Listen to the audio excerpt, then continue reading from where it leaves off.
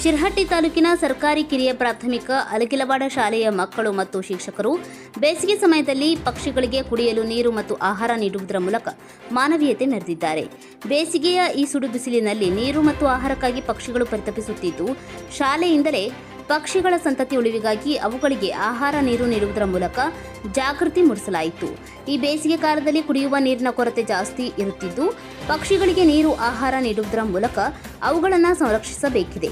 ನಿಮ್ಮ ಮನೆಯಲ್ಲಿ ಇರುವ ಅಲ್ಪ ವೆಚ್ಚದ ಪಾತ್ರೆ ಪರಿಕರಗಳಲ್ಲಿ ನಿಮ್ಮ ಪಾಲಕರ ಸಹಾಯದಿಂದ ನಿಮ್ಮ ಮನೆಯಲ್ಲಿ ಹಾಗೂ ಸುತ್ತಮುತ್ತ ಇರುವ ಗಿಡಗಳಿಗೆ ಪಾತ್ರೆ ಪರಿಕರಗಳನ್ನು ಕಟ್ಟುವುದರ ಮೂಲಕ ಈ ಕಾರ್ಯ ಪ್ರತಿನಿತ್ಯ ಮಾಡಬೇಕು.